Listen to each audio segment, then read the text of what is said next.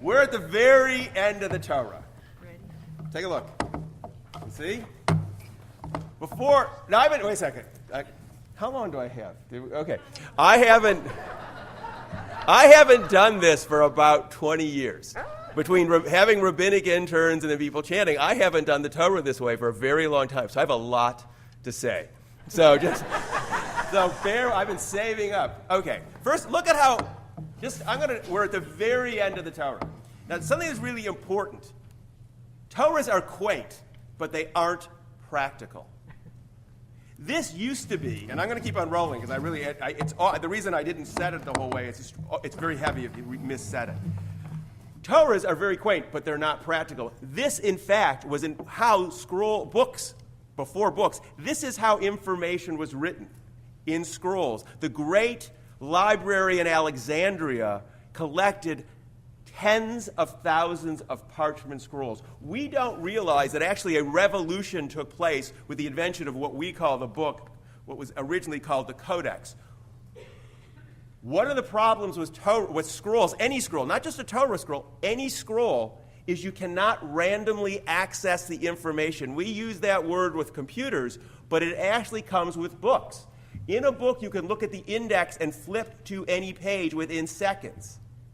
Rabbi Baum and I spent about 15 minutes, middle of the week, moving this Torah to this portion. If we had gone from Jacob, where we had read last week, to this, you would have been sitting here and I would have gotten to talk even longer. Okay. First thing. Now, the other piece of this, and we're a little politics. We're right in the middle of this big presidential debate, and one of the big questions is taxes. How many people are going to be taxed? Now, the reason I'm telling you this is that the book, if you don't like paying your taxes, you at least have to thank the tax collector for the advent of what we know is the contemporary book. The Codex, which is a wooden book, which are wooden pieces woven together, were probably the very first form of the book. You cannot write on a scroll without a hard backing. If you are a tax collector going from place to place, a scroll is impractical. They had books which were hollowed out and probably had wax in them, or ivory, stitched together, and they would put down what you owed. That was the advent of the book, and by the 4th century, the book replaced the scroll, save the Torah. This scroll, how many books in this scroll? 5. Right, except it's wrong. It's right, you were all right, but the scroll is wrong because there should be how many books in this scroll? If you were to write the story of the Jews, what isn't in here? The entrance into where? Israel. Into Israel. The book ends before it's over. In fact, there is what's called the Heptateuch. There is a theory that there should have been 6 books of the Bible. The book of Joshua, which follows this, should have been it.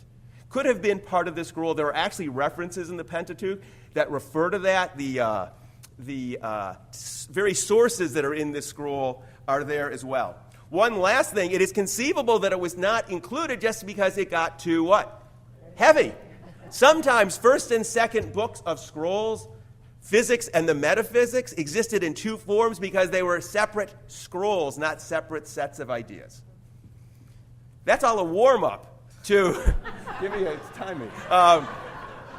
This is like I love this. This is like adult education. Okay, we're at the very end of we're at the very end, right?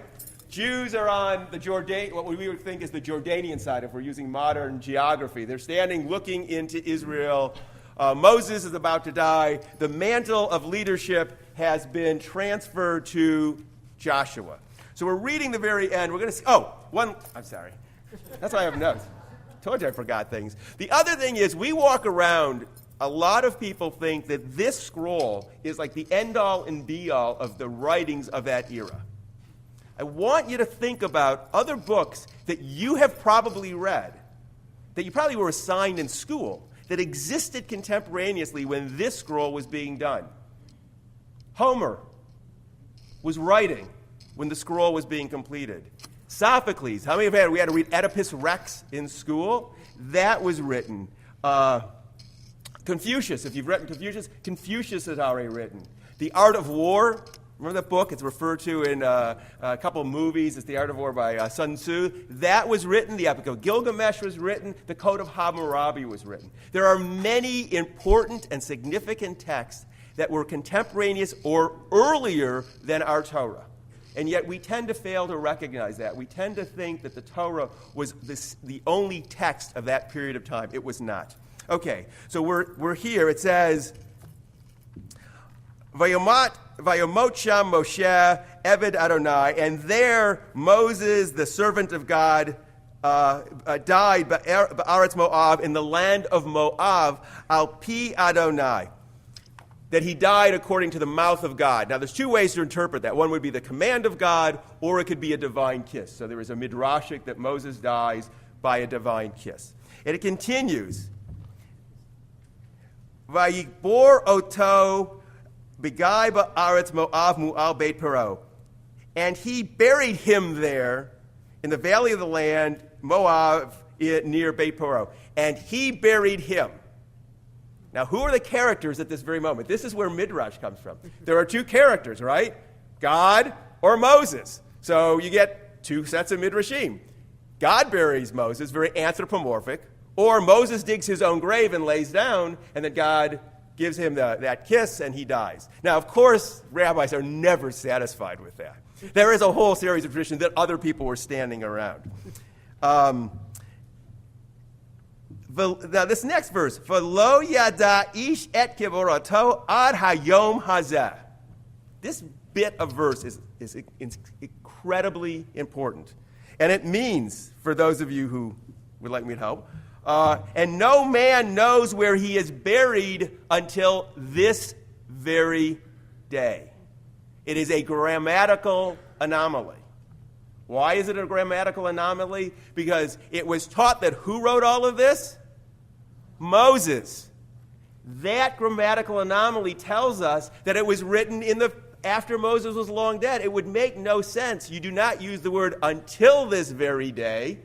That is when you're looking into the past. If Moses had written this, he would have written, and no one will ever know where my grave is into the future. Okay. There are still people, Jews and non-Jews, who believe that Moses was the scribe for this, that this was dictated to him, or he wrote contemporaneously. There's all kinds of things. But this verse is a grammatical evidence that it was not true. Now, it's interesting. For generations, rabbis explained this away because it couldn't exist.